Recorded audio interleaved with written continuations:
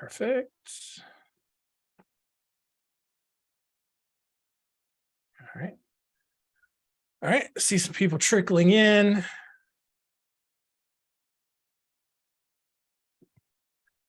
There's Jana. Nice. Sorry about that. It was not letting me log in for a sec, but we're here and ready to go. Oh, we didn't want you here. That's Honestly, why. that's fine. I can leave if you need. It'd probably be better if I did. Are we broadcasting it? So that, I mean, that's fine. Yeah. Too. Yeah, we're recording and everything. So amazing. Everybody's going to see all of this. Perfect. So I did have someone email and ask if it'd be recorded. So yes. Yeah, we're good. So yeah, gonna just kind of see if anybody else trickles in here at the last minute. Thank you to everyone who is here live, and if you're watching on the recording, thank you for registering, checking it out later. Yes, Amanda, as far as I can tell, everyone is on mute. But yeah, so if at any point anyone has any questions for either me or Sachin, we will throw those into the chat. We will answer them. Jana probably be a little bit faster on it, at least if it's related to the marketing stuff that we're talking about. We probably won't. She's probably not going to step on Sachin's shoes there very much, but yeah, so appreciate everybody coming in. So today's presentation, a joint presentation here between us here at Spotlight Branding, Sachin over at LawKPIs, and basically what we're going to be talking about is a little bit of kind of your client's journey, right? Like, where you're going to find people, where your current audience is hanging out, but generating leads or generating referrals isn't going to do you a whole lot of good if you're not understanding maybe where they're coming from, or being able to collect a lot of data to better understand the KPIs around your marketing or even your operations staff and how they handle that. And so, we'll talk about the marketing side of things. Sachin will cover what happens after that. And so just to kind of really give you a broader walkthrough of some really good tips for managing that entire process. And so, like I said, I'm with Spotlight Branding. My name's John Henson. I am the editorial director. At least on my screen down beneath me there is Janet Eatman. She is one of our business development managers. If you end up talking to us, she might be the person you end up talking to. And she can tell you a lot about, the way we work, what we provide for people, if you are ever interested. And Sachin, I'll let you introduce yourself real quick, and then we'll jump in. Yeah, thank you, John. And I'm Sachin Bakai. I'm the CEO of LawKPI. We started with the legal journey about like 3 years ago, and we actually designed this product by accident. One of my law firm in my network, they asked us to build something for them. So we built it as a prototype, and that actually turned into a product. So now, over the last 3 years, I must have spoken to at least like 400 plus law firms, trying to understand what are the challenges. And we have about like 100 plus law firms currently on our platform. And what I'm going to share today is what I have learned in the last 3 years on how and what you should measure in order to run your firm as a business. Because not many law firms are actually focusing on that. They're great at practicing law, but they're forgetting that they still run a business. So they need to look at it from a lens on how to optimize and how to efficiently run their firm as a business. So back to you, John. Right on. All right, so yeah, we'll jump in here. Got my fancy slides up.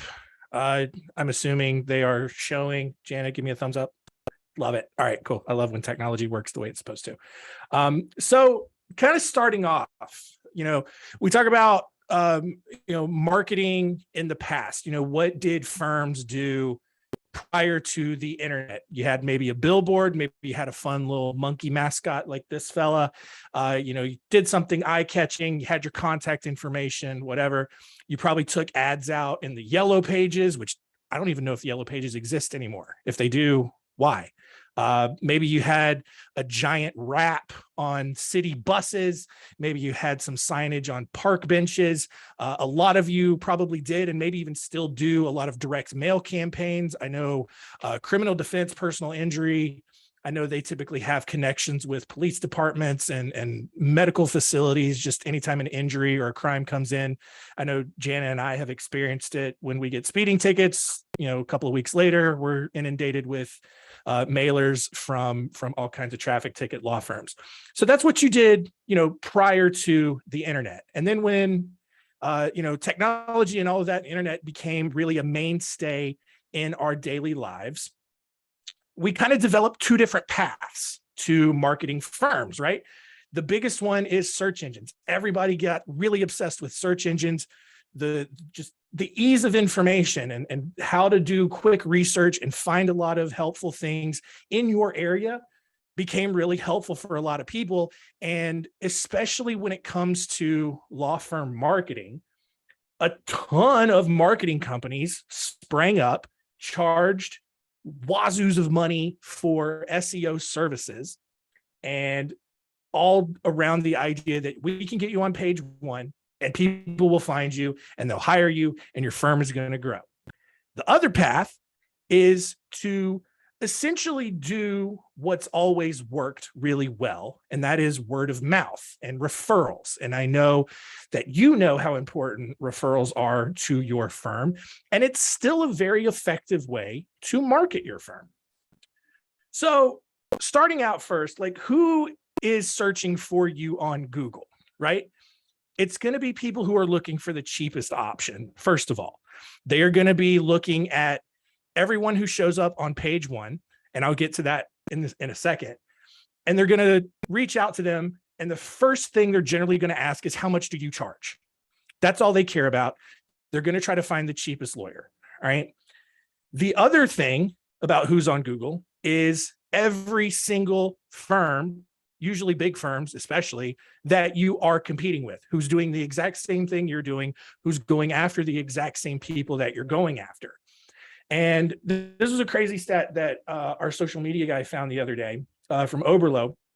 Only 0.63% of every 4 million searches go to the second page of Google, right? So less than 1% of searches are going to the second page of Google, meaning if you're not showing up on page one of a search, you're wasting a ton of your firm's marketing budget, because almost all people aren't even getting to you if you're on page 2, 3, 4, 10, 20, 50, however big your market is. And I actually just did a quick search before we got on this webinar. I typed in family lawyer near Dallas, and you can do the same. You can fact check me on this. I'm not lying to you. This is what shows up. All right. At the top, you have, I think, 2 or 3 sponsored results. This is paid ads through Google Ads, where people can pay a lot of money to get up there. Then you have the map listings, and then you're going to have 10 search results. And this is what most marketing companies are trying to get for you, is trying to get you on page one. However, if you look closely at the 10 results that show up on page one, especially on the one that I did, 5 out of those 10 are going to be directories. It's going to be like Justia, lawyers.com. I think there was a local magazine. There was 2 Yelp listings. And so now, not only were you originally trying for 1 of 10 spots, but now with all those directories that Google is pushing up, you're only going for 1 of 5. Now, here's the even more fun part. I looked at the 5 law firms that showed up on page 1 for Google in family lawyer near Dallas. 4 of the 5 were giant firms, talking 10, 20, 25 lawyers, multiple locations all around Texas, big law firms with really big marketing budgets. The other one, the outlier, was a guy whose website looked like it was 10 years old. It wasn't great. And so I imagine a lot of people are going to look at his website and not be very impressed, go to one of the big law firms. So what does that mean for you, especially as a solo or small law firm, even as a law firm who may be in the $1, $2, and $3 million range? If you're in a huge market like a Dallas, Houston, Miami, New York, Los Angeles, maybe even some of these mid markets, you are going to need to pay thousands of dollars a month in order to hopefully get on page one and get one of those 5 results. And so when you're that small of a firm, you don't have a huge marketing budget. You need to be smart about where you're paying it. And honestly, like, you can't really risk spending all of that money for the hope of ultimately getting price shopped at the end of the day. So what's the alternative? Still do word of mouth. Still focus on referrals. It's the most effective form of marketing since literally ever, right? The first businesses that ever existed, that is how they grew. That's how they got new clients to come in. They would provide their service, and then people would go out and be like, I just worked with these people, or I just got this product from this person, go check them out, you know? And the reason that works, and the reason that it still works today, is because you are utilizing your most valuable marketing asset, which is your contact list. It's your audience. You already own it. Those are people who are already in your ecosystem. They already know you, and it's much easier for you to build that trust up with them, either for referral or for repeat business. And what's even greater about word of mouth marketing today, as opposed to 20 years ago, prior to the internet, well, probably 25, 30 at this point, you get to control the message more often and as often as you want, right? You go out and purchase a billboard, you're stuck with that one billboard for however long you purchased the campaign for. But you got your email, you got your social media, you can change the message up every day. You can share a new piece of information every single day, every single hour, however frequently you want to do it. So it gives you a lot more control over who you reach and how you reach them. So what kind of word of mouth marketing should you do? It's all around content. And that's what we put our expertise in. We don't care at all about where you rank on search engines. We don't care how many keywords are stuffed into your blogs. We don't care how many backlinks are put into your articles. We care about reaching your audience and making sure that they know who you want to work with, what you specialize in, what you're the expert in. And yes, per bar rules, we can't call you an expert explicitly, but your content does that for you. Don't worry about it.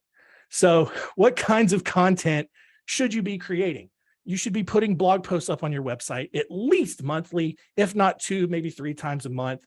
You should have a robust video library where you're sharing answers to frequently asked questions, right? A lot of law firms will go out and spend $10,000, $12,000 on a really big cinematic theatrical brand video, a lot of slow motion, a lot of arms crossed, walking down courthouse steps. That's great. That's cool. Do that if you have the budget for it. But you should also have a really big library of videos where you're demonstrating your expertise in answering a lot of the common questions that you get. You should also probably be doing a podcast. It's a good alternative, especially if you're camera shy. You don't feel great about yourself being on video. Podcast is a great way to really demonstrate that expertise, build an audience, get out in front of a lot of people, really elevate your expertise there. Email is probably the most important one. If you do not have an email newsletter, you are absolutely leaving multiple cases every month on the table to go somewhere else. I know Jana hears it. I've heard it from clients several times. Every email newsletter that they send out, they get multiple requests for repeat business, or they get a referral one way or the other. Because it's always like, oh, I didn't know you did that too. I might need this. Please tell me more. And then bam, you've got another potential deal on your hands. And then the last one is social media. Social media is where your current and your future audience is hanging out, whether it's on Facebook, LinkedIn, Instagram, TikTok, whatever replaces TikTok once it gets banned, whatever it is. That's where they're going to be. That's where they're spending the majority of their time. And that's why, you want to compare it again. I use the billboard example again. That billboard is in the same place every single day, and it's relying on people traveling that route every single day to see it. Social media is like the billboard that can change its message and change its location every single day. You can control who gets out in front of it. You can control what people see with it. And it doesn't just have to be people who already like your page. You can get out in front of people who aren't aware of your firm yet, and you can get yourself exposed to a much broader audience. And so what do we do with this? What do we call it? We call it our content loop. This is our proven process. This is the reason why we think that this is so effective, right? So it's pretty straightforward. You know, in the middle, you have your audience. This is your email list, you know, leads, people who ran through your marketing funnels. Maybe they said yes, maybe they said no, maybe they said not right now, whatever it is, it's everyone that's in your system.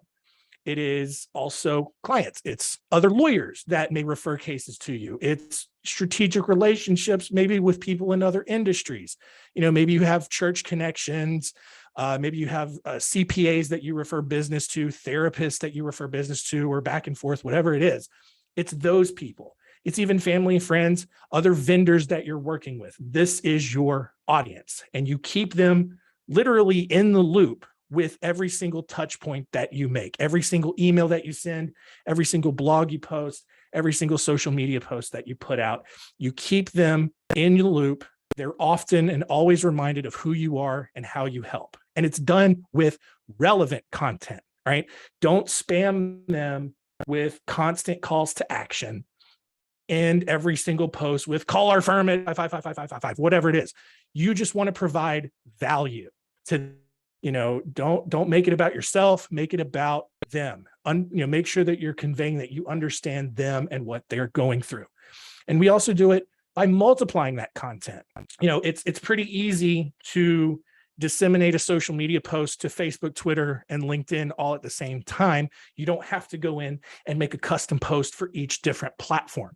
And so you can get extended reach out of things like that by multiplying content, changing the medium. You know, an easy hack is to shoot a video, transcribe it. Now you have a blog post, rip the audio, you got a podcast episode, and then you can create a bunch of social media posts out of that, and then make sure that it's evergreen. One of the big mistakes that I see a lot of law firms make is that they post just about current events. You know, maybe a law got updated. One of the big things I see that really annoys me is, and I can tell it's like them working with a marketing vendor, their blog post or their blog page will just be inundated with basically news stories about things that happened in other cities and other states. And then it'll ultimately amount to like, you know, if you were hurt in a car accident, call us. And it's like, that's not helpful at all. So make sure that it's evergreen. Make sure that people can go through archives of your blog page and still get valuable information out of it. So that's surface level topics, tips for this, steps for doing that, whatever the case is. And so all of that put together definitely leads to more referrals, but it also leads to you bringing in people that you actually want to work with. So you're spending more time retaining those cases rather than referring out the wrong people who aren't the right fit. And then it also helps your other marketing efforts receive a higher ROI. And I know that Sachin is going to talk about ROI and measuring it here in just a second, but it starts with your foundation of content marketing. So if you do decide to do SEO work later down the road, it helps you rank higher, it helps you convert better, but it starts here by building that foundation. And so we'll remind you of this later, but if you would like to talk to us specifically about your content marketing strategy, you can go to spotlightbranding.com/schedule. Jana will probably put that link in the chat. And our special this month, if you decide to work with us and you want some social media work done, you'll get the first month of that for free. And so with that, I will turn it over to Sachin. Thank you, John. I'm just going to share my screen. Let me know when you guys see my screen. Waiting. John, do you see my screen? Let me hang on. Let me see if I don't see it yet.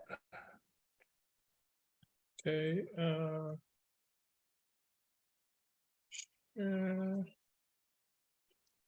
There it goes. Now we're there.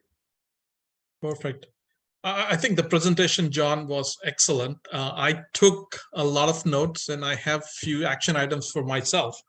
And actually, I always thought that newsletter was dead. And so we never ended up actually creating a newsletter, but I think we need to talk after this.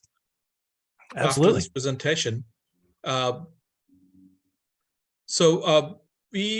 just want to quickly review, if I can get rid of this deck. Quickly review a few slides. I want to briefly talk about, the challenges that the law firms are facing, right? So after talking to hundreds of law firms, one of the main challenges that they were facing was it takes forever for them to generate the reports. It's very tedious and frustrating. So they don't know what exactly how the firm is doing, right? So most of the times they are actually operating the firm and growing the firm by accident and not growing by design. So this is what we want to help the law firms, because the data is in multiple applications. So we want the law firms to be able to quickly look at each area of the law firms, from marketing to finance to operations, what is working and what is not working. And also a lot of times the law firms were complaining because they did not have the ability to understand what is working in their firm and what is not working in their firm. For example, if they are doing multiple practice areas, which practice area is actually growing and which is shrinking, so they can repeat the same effort for the practice areas that are growing. So these are the common challenges that we saw that the law firms are facing. So what is LawKPI? Like, our goal is to help you create, manage, and sustain growth. We understand that every law firm uses multiple different applications from legal systems like Clio Manage, Grow, QuickBooks. You have a different CRM. Our goal is to be able to consolidate the data from all these different applications and give you the visibility on how you can increase profitability, what is driving performance, and utilization, right, is extremely important. Because if you look at Clio Trends report, I think the average utilization is about 3.3 hours, which is extremely low, right? So we need to have a target, and we also help a lot of our clients in order to help them define the targets for each of the different stages, and then we measure against it. Because if you don't have a goal or a target, it's very hard to see are you on track or not. So based on how we have helped other law firms, marketing insights, operation insights, and financial insights, these are the three key areas where you need to focus on a weekly, monthly basis to see what is working for you and what is not working for you. So in terms of marketing, our goal is basically from lead to cash, right? That is the most important flow for any law firm, to understand where the leads are coming from and all the way to cash, and all the different stages between from lead to cash. So in marketing, a lot of times, right, our clients, they get a lot of leads, but how good those leads are, right? Are they marketing qualified leads? Can they be converted into sales qualified leads? Are you keeping those leads, or after the free consultation, you are passing on those leads to somebody else, right? So it is extremely important to understand where the leads are coming from, what quality of leads are coming, what practice area the leads are coming, so that you can repeat and do the same thing, what makes more sense for you. Also, a lot of times you have seen that clients calculate the conversion rate, but the conversion rate also, it's important to have two different metrics. One is the conversion rate for when you have a consultation. It could be free, it could be paid. So that is one conversion rate. But then from that to actually becoming a paid client, what is that conversion rate? So that is extremely important, because if you include the conversion rate for any consultation, even though it is paid, part of your overall conversion rate, then the number is going to get skewed. Also, ROI by referral source, right? As John mentioned, referral source is extremely important for majority of the law firms. But which referral source is actually generating the most revenue for you? Which referral source do you need to invest? Because you could have like 50 different referral sources. you cannot invest your time in building relationship with all of them. So it's important to understand which referral source is generating the most revenue for you and focus on those referral sources. Similarly, on operations, it's important to look at productivity, look at task management. We have built reports for law firms where every week they get an email of all the tasks that were past due and all the tasks upcoming for that week for each employee. So that way it makes it easier for them to make sure that the team is performing at the topmost efficiency. Also, utilization. A lot of law firms, we noticed that they didn't even have a target for utilization. So what we did was, firms who didn't have a target, we said, okay, let's look at what you did last year, add 25% to that, make it a little bit stretched goal, and use that as your utilization target for 2023.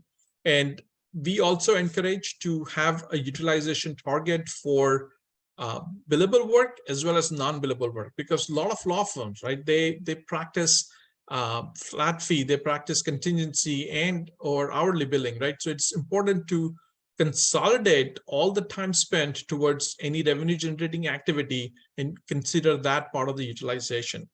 So you should look at utilization on a weekly basis to see who is going to make their month, who is underworked, who is overworked, so that way you can delegate work within the team. So utilization is extremely important. And during my demo, I'll try to show as many reports as we can. On the finance side, these are the most obvious ones. You want to look at the WIP trust and the income statement. For income statement, we obviously typically have to connect with your QuickBooks Online to be able to get the expense details. And the same thing with the profitability by user, or if you want to look at profitability by the firm, we need to make sure that you are highlighting all the different expenses and all the different fixed costs so that we can calculate the profitability by user. Another areas where we saw that the law firms were lacking was when they do flat fee, they had no visibility on the allocation of flat fee. So for example, a flat fee is like for $10,000, it's billed for an attorney, but the 3 people who worked on it, right? So what is the allocation? What is the distribution of the work for that flat fee? You can look at that to also understand, are your pricing right for the flat fee based on the flat fee profitability? Is there an opportunity for an attorney to delegate the work to paralegal or other associates so that he can free his or her time and focus on other things? That in turn also increases the profitability of a flat fee matter. So it is extremely important to look at some of these reports on a regular basis. Jenna, John, if there are any questions in the chat, just feel free to interrupt me. I like to make this as interactive as possible. Yeah, you're good right now. Yeah, Okay, perfect. nothing so far. Thank you. So a lot of times the reports that you look at for your day-to-day operations and the reports you need to look at to grow the firm are identical. It's just that you need to look at those reports from a different lens. We need to look at your for example, write-offs, right? A lot of times we see that for a hourly billable matter, the attorney would work for like 200 hours, but when it comes to invoicing, you're invoicing only for 180 hours. And collection is a third number, right? So it's important to get the visibility on what is the hours put in, what is the hours billed, and what is actually collected, and look at it by month, by employee, and by practice area, and by client to see which client ends up, asking for additional discounts. Maybe sometimes it just makes sense to fire that client because, if you're not making, if the matter is not profitable. So it's important to look at such details on a at least a monthly basis, if not more frequently. Also, revenue by practice area analysis is important because if you are looking to grow a practice area, or if you're doing like ad spend on a specific practice area, you can tie it back, your marketing spend, to the growth to see, is that practice area growing or not? If you have multiple office locations, you can look at different office locations and figure out, okay, which office location is growing, which is shrinking. Should I invest more time and energy and resources to grow that practice area, or I need to focus on areas that are already growing for me? A pipeline analysis is something that we also recommend because a lot of times it's important, right? On an average, for a good sales process for any law firm, you would probably have anywhere from between 4 to 6 different stages from a lead comes in to them becoming a client. And during those stages, how much time is being spent on each stage, right? How often are you able to move somebody from stage A to stage B? So that is extremely important to track and measure on a periodic basis to see what can you do to shorten the whole sales cycle. And again, a lot of these things can feed back to your marketing because a lot of times maybe the messaging is not correct, and that's why the sales cycle are longer. So you can feed the feedback back into marketing, and the marketing can improve the messaging to help you shorten the sales cycle. So at the moment, we integrate with Clio Manage, Practice Panther, Grow, Lawmatics, and QuickBooks. We are in the process of discussing with MyCase and Centerbase. So hopefully, if their APIs are strong enough, we will build integration with MyCase and Centerbase as well. So these are some of the reports that I have shortlisted. These are the most popular reports that I'm gonna quickly walk you through in the live demo, and hopefully, time permitting, I should be able to cover most of them.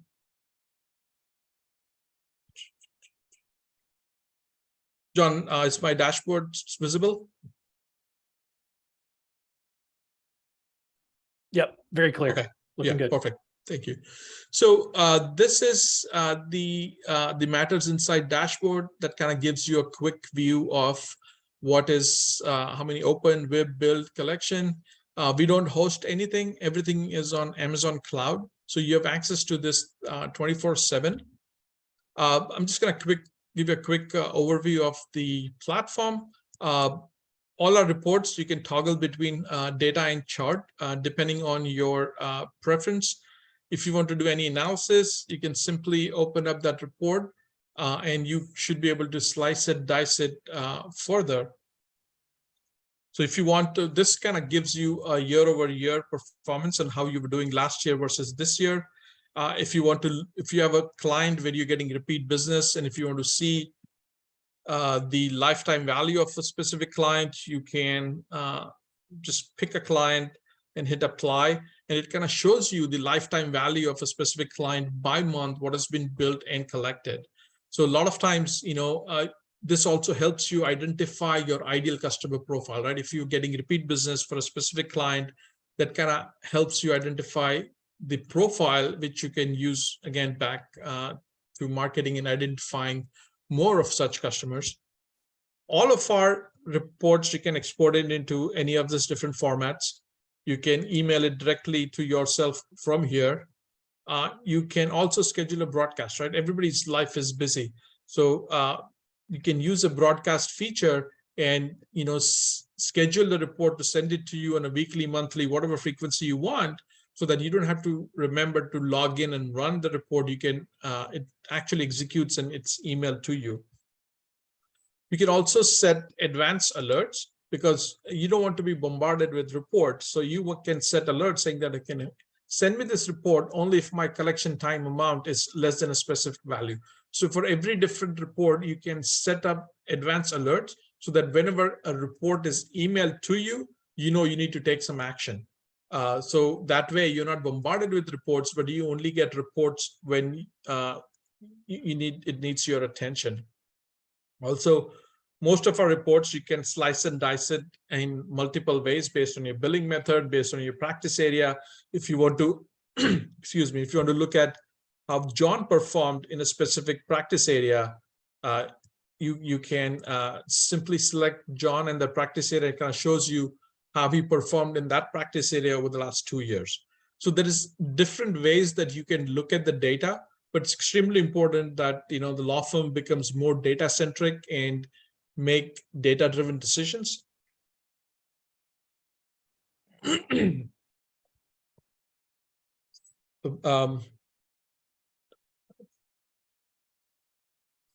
So we are not lawyers, right? So we have built about 30 plus reports that were configured out of the box based on what other law firms have asked us. And we continue to grow our library with those reports. And a lot of times we encourage our clients to capture additional data, like in custom fields in the application that they're using.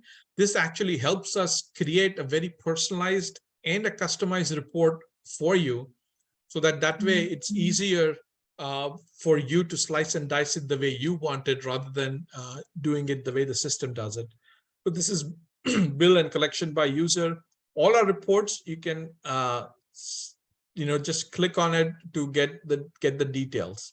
So we capture data at the lowest level, so you can get into the details if required.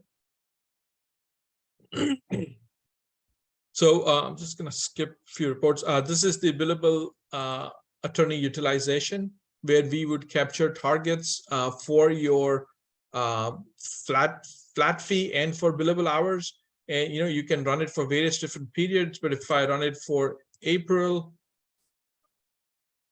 I can see all the folks who missed their targets, folks who exceeded the targets on the non-billable side.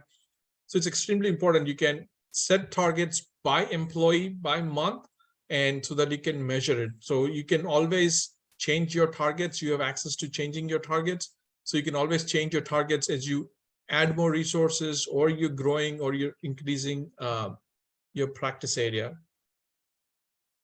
Especially for the firms who have multiple attorneys and they do calculation based on fee allocation based on origination.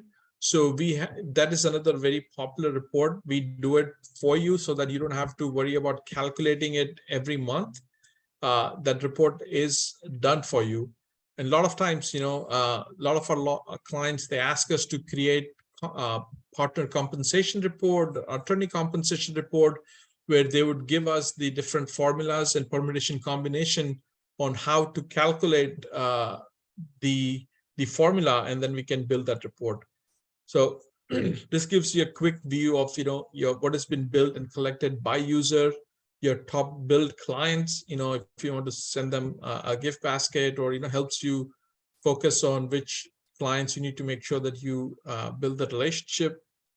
This is the fee allocation they're talking about, and we can calculate the service allocation based on the percentage. So you can define percentages at matter level on which attorney gets what percentage of the allocation based on origination. And any rules that you have, we can actually build it part of our solution. So you don't have to ever manually create any of those reports. This kind of monthly revenue performance by practice area kind of shows you which practice area is growing, which is shrinking by month. A lot of firms have challenges with their collection. So this kind of gives them a quick view of their 30, 60, 90-day bucket, what is outstanding, what is not outstanding. This then we have the flat fee allocation that kind of shows you how the flat fee is broken down. And if I, let's say, for example, take this matter and search for this specific matter, so it kind of shows me the breakdown of this matter. And essentially you ended up charging 11,800, but you ended up working more on it. So it's kind of the flat fee profitability kind of shows you that you're losing money on this specific matter. So this kind of matters are the ones that qualifies for increasing the flat fee for future clients. So it's extremely important to know. Also, you can look at it, if the attorney is spending, 33 hours, what can we do in order to shift the workload around so that you can essentially increase the profitability for a specific matter. This is a snapshot that we created a group of like 10 mastermind law firms who are working with us in creating. This is work in progress, but our goal is to share this weekly, a snapshot that kind of shows you where you are, right? For all the different areas of your practice. For example, if you want to create like a $2 million law firm, and to do an average case value is $20,000, you need 100 matters you need to close a year. So to close 100 matters, how many sales qualified leads do you need each month? How many marketing qualified leads do you need each month? So this helps you track your leads by referrals, how many matters do you open against your goals. And the goals is something that we let you configure it in your system, in your LMS, so that you can change your goals as your business changes. But it's extremely important to measure them. So you have access to this on a 24/7 basis, but it will also email it to you so that you can quickly look at it and see, which areas are red and which areas of your firm needs attention. And again, this is an exhaustive list. Not everybody needs to measure everything. So this is a configurable product where you can say, okay, you know what? I only need to look at it, this 5 entities on a weekly basis. And these are the different entities I want to look at it on a monthly basis. So that way you can customize it and personalize it based on what's important for you. So our goal is to automate the entire process for you, where you're not spending hours consolidating information from multiple different systems, and you have access to all this information in one place. So a lot of firms have their CRM system or Clio Growth that kind of shows them, the matter hire intake conversion rate, matters by referral. Again, you can toggle between data and chart, and you can always click on it to see the details behind each referrals. Again, what type of matters are converting, that is also important to track. If you look at it, in this case, you got like 77 litigation leads, but only 12 got converted. So it kind of helps you, understand why are you not converting, or if it is converting, why is it converting, and how you can keep doing the same thing over and over again. Again, this kind of gives you the pipeline and understand the value of your pipeline, who hired you, who not hired you. This is another very popular dashboard, is the profitability dashboard. I'm just going to run it for 2022. It kind of shows you the profitability by month and profitability by attorney. But in this case, we will work with the law firms to understand what are the different costs. In addition to salary, what are the other fixed costs, like rent, publication, or any other expenses, marketing, any other expenses that you want us to include in order for us to calculate your profitability. We'll work with you. It's a one-time exercise.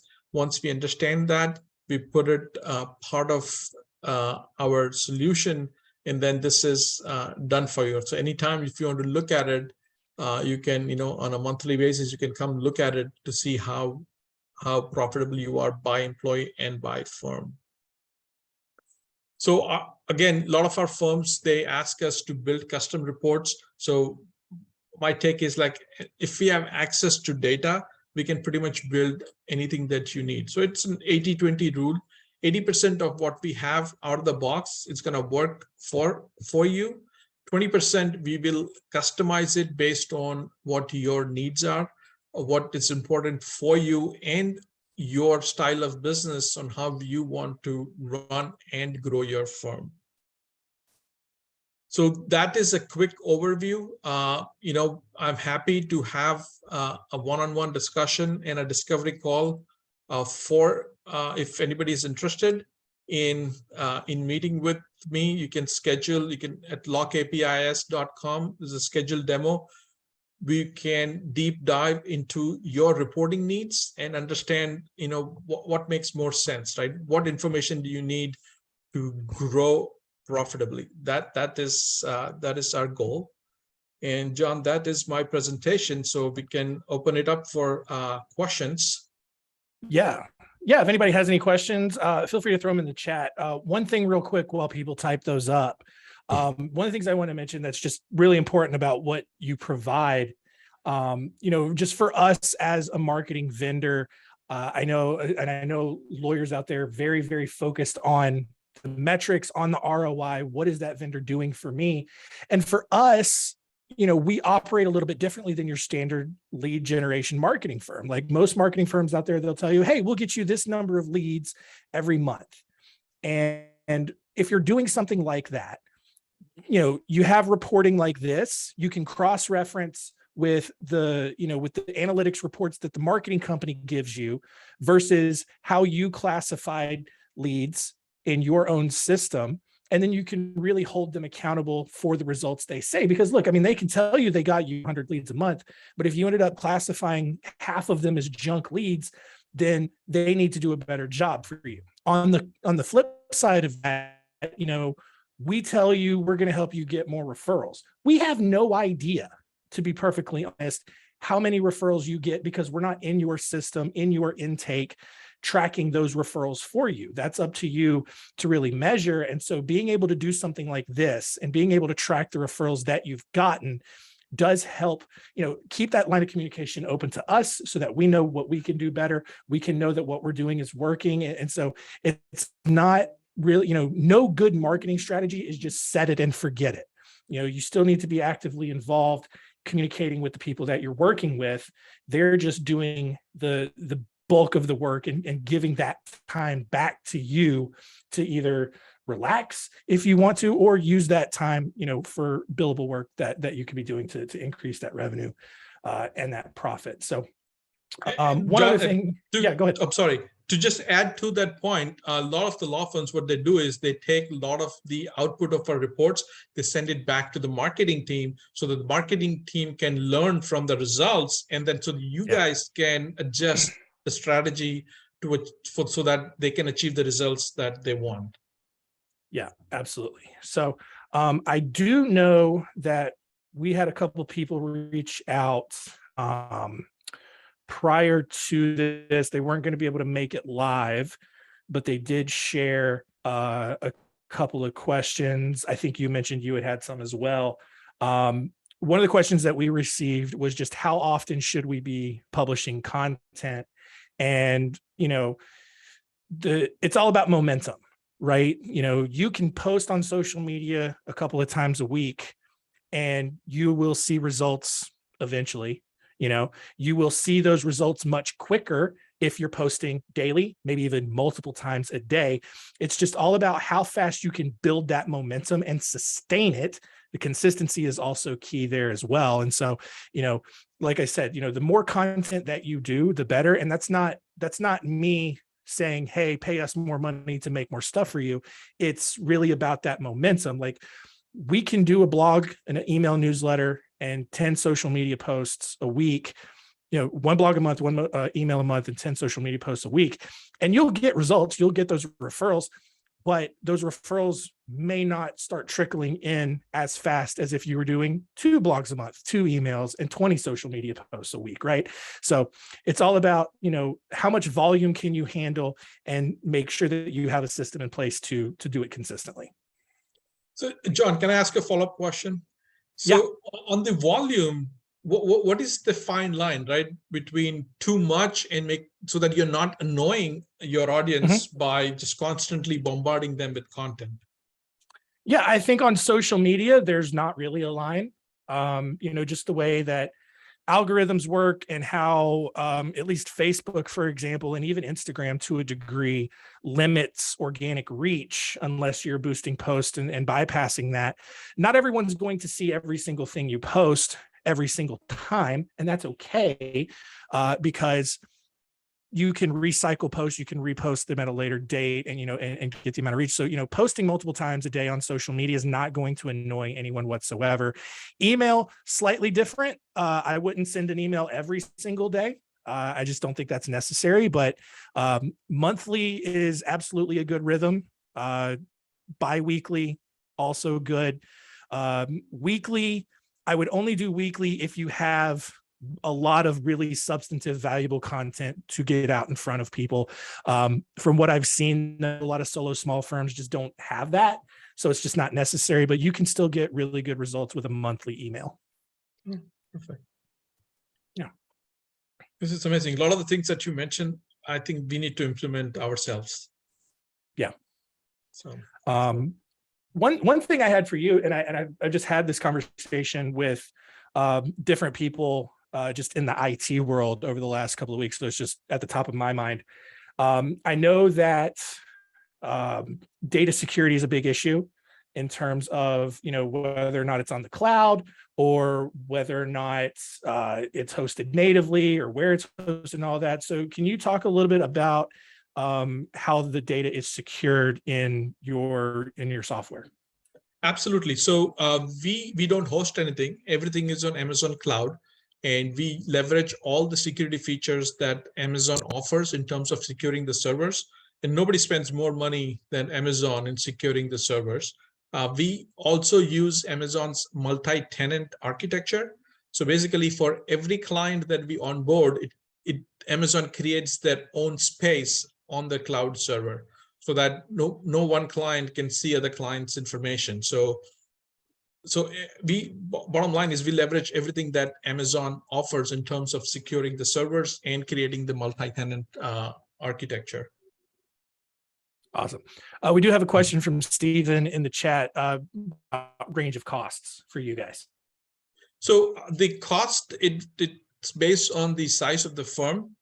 It starts at like $1,800 annual subscription, and all the standard reports are part of it, but then any custom report that you need, we will understand the complexity of the report and give a fixed fee cost to the custom report.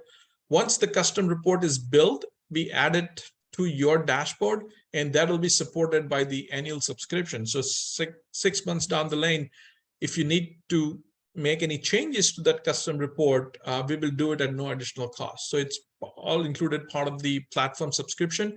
But again, the annual subscription is based on the size of the firm. Got it. And did you say 1,800 or 8,800? You kind of broke up a little bit. 1,800 a month, 1,800 Okay. for the annual subscription for the platform. Okay, cool. Awesome. Let's see here. Going through, I think the only other question I got prior to this was just talking about social media and if it's worth posting, even if you don't have a huge following. And one of the things I say to that, is first, don't get caught up in what we call vanity metrics around follower numbers and all of that. Social media metrics, really more about link clicks and overall reach or impressions. How many people are you getting in front of? And so, like I kind of mentioned before, talking about Facebook, for example, they really limit the organic reach of your content. In other words, they really limit how many people see your posts. Even if you have 1,000 followers on your page, not all 1,000 people are going to see that because Facebook just kind of gatekeeps it for whatever reason. So there are ways around that. Obviously, you can boost posts even for just as little as $1, and you can really extend that reach, get in front of several hundred people at once. So there's that way around it where you can do a little bit of paid reach. But on the other side of it, there are some optics involved in that, where people are doing their research. I've started doing some studies with some heat maps, even on our website. And I've noticed that our social media icons have pretty hot clicks: Facebook, LinkedIn, a couple others. So what that tells me is that people are coming to our website And then they're going to our social pages and they're seeing what we're posting there. And so one of the big pitfalls that I see a lot of law firms make is they'll get super into social media for a week or two, they'll post, and then they'll go dormant for like 6 months. And then maybe they'll post a couple more times, they'll go dormant for another 4 months. And so people will show up on that page and they're not going to see any activity, or they're going to see activity from several months ago, and it's not going to be a good look. So I would almost say don't have social media at all if you're not going to consistently post to it, versus having a page and then just letting it sit there for months at a time before you ever post to it. So.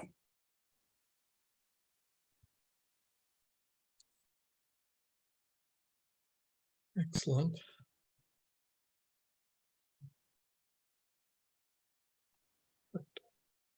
All right. Does anyone else have any other questions, or did you have anything else on your end? I don't have any questions, but one of the most common things that I have always been asked is how often is the data in LawKPI refreshed? So we typically refresh on a nightly basis because during the daytime, a lot of the applications, they don't prefer us to constantly hit, like, for example, Clio or Practice Panther. They don't like us to constantly hit their applications with the API calls. It kind of slows down their performance. So we kind of sync it on a nightly basis. So whatever you see in LawKPI is going to be as of yesterday in your applications. And for so far, I haven't found any firm who wants it real time because a lot of times they themselves do a lot of data processing on Friday or the weekend. So once a day refresh typically works for everyone. Awesome. Well, I mean, unless we have any last minute questions coming in, really do appreciate all of you who registered. Appreciate those of you who were here live. Like I said, if you're interested in talking to us about anything that we do and ways that we can help with your marketing, you can go to spotlightbranding.com/schedule. Did have one more question come in just here at the last minute. That's why I asked. I love this. How much time does it take a solo attorney to collect all of the information to support your charts, and more about setup time and all that? So well, we do all the heavy lifting. So we will integrate with your legal management system like Clio. And within 3 days, all the standard reports will be configured for you. And then we can look at it to see what custom information you're capturing in your system. And then we will include that in your reports. But it takes 3 days for us to get you up and running. And we do all the heavy lifting. Awesome. And so, like I said, spotlightbranding.com/schedule. If you're interested in learning more about what we do, Sachin, LawKPIs.com, free demo. Yeah, it's LawKPIs.com, and there's a schedule a demo link. I directly books it on my calendar, so we can schedule a discovery call and deep dive into your specific reporting needs. Fantastic. So if anyone thinks of any other questions later, feel free to reach out to myself or Sachin, whichever. Obviously, don't ask me about charts or KPIs or anything like that. That's not me. But appreciate everyone for registering, checking us out, being here live. Thank you for the questions.